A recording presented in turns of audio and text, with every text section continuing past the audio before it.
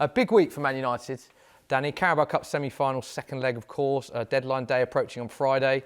Let's look first at the positives. Beating Tranmere 6-0, 6 different goal scorers. Do you think this will be a confidence boost they need, or do you look at that fixture and say they simply need to beat teams like that? It was a no-win situation for Manchester United because obviously Tranmere playing on the Thursday night against Premier League side, going to be tired, very, very difficult. You know, to play against 2 Premier League sides back-to-back, even on that pitch as well, was going to be incredibly difficult for them. You know, and once the first goal goes in, their heads drop. Manchester United were, if they'd have lost the game, it would have been disaster. And there'd been all sorts of problems. But you're expecting them to win that game. And they should realistically win it very comfortably, and they did. So it's just job done. Beating Tranmere is not their issue. You know, Premier League is where they've got to do it, and obviously against Manchester City in the cup game coming up on Wednesday night. That's where they've got to improve against the better sides.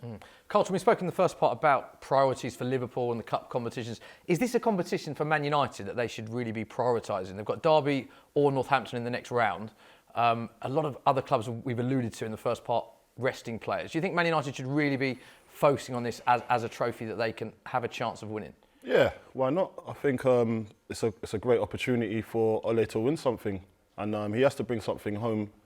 Well, get them up in the league, high as up as possible, and if they could go on a good cup run, it's good for him, and it will set him for next season to crack on and go better. But he needs to take everything seriously at the moment. So every game's is a cup final for him. If they finish 5th and win a trophy, whether they turn it round in the League Cup and obviously go to the final, beating Man City, which will be an incredible achievement, or they go and win the FA Cup and finish 5th, I think that would be success for Ole Gunnar Solskjær is where they are, and that would create a little bit of positivity going into next season. You know, if they finish 5th and they go out in both, you know, in the semi-final and then go out against Derby or Northampton, then suddenly it's a completely different... It's doom and gloom. Yeah, reflection on the club.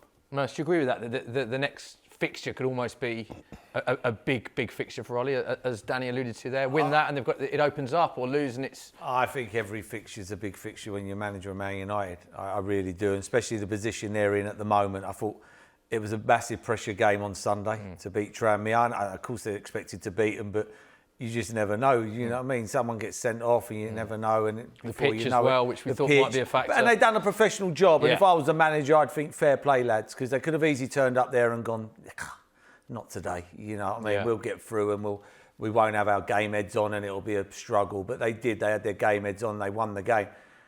But now they go to one of the best teams in the country, if not in Europe, if not in the club teams in the world. And then they've got to turn this around. And if this goes wrong, they could be on the end of a 4 or 5. And they should have been in the first leg. I mean, Guardiola was Man City furious. done them a favour. They've done them a favour, Yeah. Man City, which is unusual for Man City because they're the only team I know that when they've got you down, they keep you down. Yeah. You know, we see it in the cup final. Who's that relentless in a cup final? Yeah. So, you know, to... Against Watford, yeah. You know, really, really embarrassed them in the end. You know, usually... you sort of step back and go, let's leave it at that now. You know, enough's enough. And they're not one of them teams, and they let Man United off the hook. But I worry for Solskjær. I think he's a sitting duck. I really do. And I say that because of the Fernandes one. I just when Man United go for a player and they don't get him, and I just think they're putting obstacles in the way here just for him not to come. And I think it's the people upstairs are thinking... Or is the other way around? Is Bruno Fernandes looking at it and going, do I want to sign for Manchester United? Oh, maybe I do, but who's going to be the manager next season? Can the club guarantee that Ole Gunnar Solskjær is still going to be the manager come the next transfer window? I'm not sure they can at the moment. They keep saying they're backing him, they keep saying they believe in him, but do we all believe that? I don't think Bruno Fernandes is looking at that. I think it's a massive opportunity for him anyway, to be honest. And I think, obviously, he's coming from Sporting. He's going to want to come to a club like Man United. It's progress for him. So he's not going to look at it like, what's going to happen next season. I can't see that. But he might have better opportunities. That's the other point as well. I'd be shocked if Man United are the only team in the world who are watching him. Yeah, of course not. But I'm surprised Inter Milan ain't gone for him. Yeah, they go for everyone, isn't they? They're buying a few players. Have you had a phone call yet? They are buying trying to get Merce back out of retirement. Trying to get the tricky. tricky. Isn't that Merson in Milan? Get the tricky. They want to watch me in a trial Get the tricky game. winger back in. Paul, what do you make? Bruno Fernandes, interesting, starts in tonight's game for Sporting Lisbon against Maritimo. Does that illustrate to you that there's still a way to go in that deal? I mean, reports last week would suggest that it was nearly done, but they seem to be way off on agreeing a fee. Do you think that that's going to be unlikely to happen now before deadline? I think, as Carlton said earlier, if he's an asset, you're going to look after him. The last thing you need him is to pull a muscle today or get a bad injury and the deal's off. So, for me, I'd be shocked if this happened now. Unless Man United come back and they just go, bang, we'll give you the whole lot. Man United have struggled, haven't they, in the past to get deals over the line. Yeah. Since Sir Alex Ferguson has left and David Gill have gone, they have struggled to get deals done. And we've seen that time and time again at Manchester United, that, deal might be happening.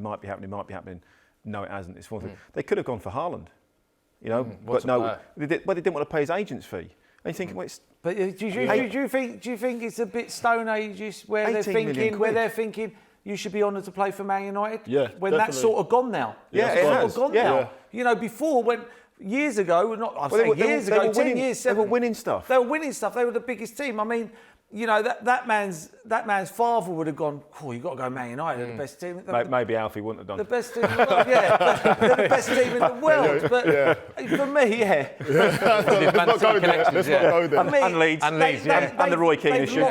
They've lost that thing. People be... I don't want this to sound disrespectful, but people would walk over hot coals to go and play for Man United. And they don't do that now, you don't think? Do you think Man United is still an attractive proposition for a young player, Paul? For a young player? Yeah. Of course.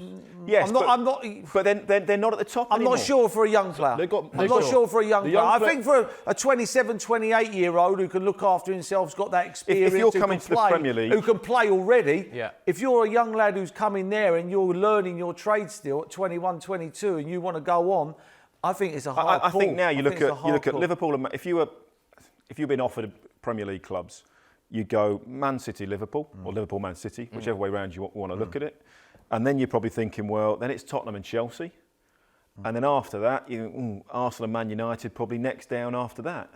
And, Mourinho has a certain pull. Players will want to go there because of that. Chelsea, because it's London. Yeah. And that does make a difference, whatever people think. And players are not silly. They can look at the money, but at the same time, everybody pays money now. Yeah. It's not... I mean, look at Man United paying any more than anybody else. They don't pay any more. Now, players are clever and they go, wait a minute, who's the best two teams about at the moment? Liverpool, who's Man United's arch enemies, and Man City, who are next door. And they're a million miles behind. I think Daddy's got a good point there. You look at the manager right now, you're looking, wow, if I'm going to go there, is the manager going to be there, for one?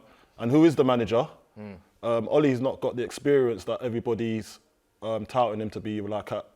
Well, he has got experience, but he's not done really well. He doesn't have the authority. Yes, he doesn't have the authority. And you want your leader to...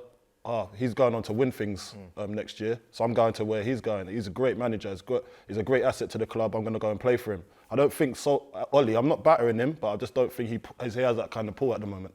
Do you think that's part of the reason with this Fernandes deal? There's talks about that they can't agree a fee and the add-ons that were spoken about today. But do you think the uncertainty around Solskjaer's position is affecting this transfer as well, specifically? Of course. Yeah. Well, yes and no, because for me, if someone phoned me up tomorrow and said, listen, can you come if Ole phoned me up tomorrow and say, listen, go and play for Man United, I would. But Bruno, definitely, he's looking at it both sides, definitely. But if you had Spurs, Chelsea offering the same money, where would you go? Oh, of course. I'll go Spurs. Yeah, that's what I'm saying. And that's the difference. Because Mourinho's there. Yeah. Do you know what I mean? Because Mourinho's there. I'll go Spurs. But that's where they need to... And if those clubs are looking at you, then you've probably got Atletico Madrid, Real Madrid, Juve are looking at you as well. So Man United have dropped down the pecking order a little bit. They're still massive, supported, and as a commercial entity, they are huge. As a global brand. They are still one of the biggest worldwide. You cannot, and they will be that for 10 years, even if they're not successful. But as a player, everyone goes on about our players are greedy. Well, hang on a minute. Now we're criticising players for saying they don't want to go there because they want to win trophies, and they want to win the Premier League, and they want to win the Champions League. But we're saying, oh no, they've got to go at Man United because it's a big club. Well, no, we can't criticise players for saying, oh, one minute they're greedy, and now we're going to have a go and flip that round and go, oh no, they're not going there because they want to win trophies. It doesn't make sense. Paul, where do you think Man United need to strengthen most? They're obviously linked heavily with midfielder in Fernandes. Rashford's out for many months, still unclear as to... He's got a 4-page list, Merson. Is there area specific? You think I was an agent when I started reading them off? There they are. Here's the second page. We haven't got long. We haven't got all where night. you want to start. I don't know where you want to start. It's that big a problem for you. They need to strengthen in all areas for you. Wow, yeah. I mean, all areas. I think that they're a million miles away, a million miles behind. I watch them sometimes. I watched them against Burnley the other night, and it was cringeworthy. It was.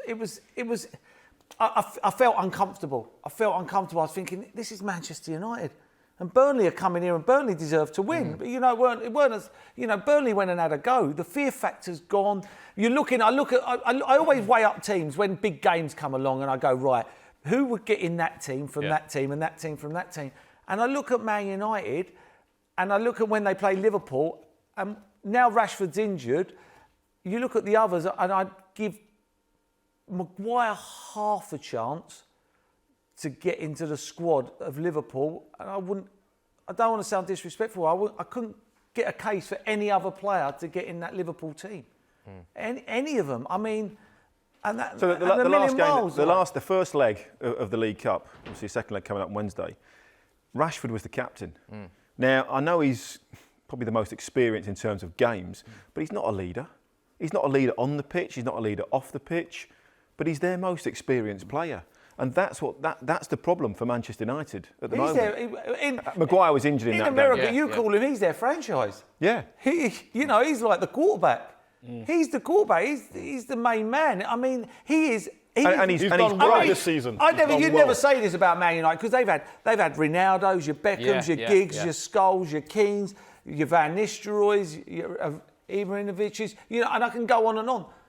But they were never like as big as what Rashford is to Man United now. Yeah. And them players were like world class. But Rashford is everything to Man United. He is Man United. And he's 22. Should be Pogba though. It should be Pogba. But he's got. I mean, but Pogba's got a while. Yeah. The only person who can answer that is Pogba. Yeah.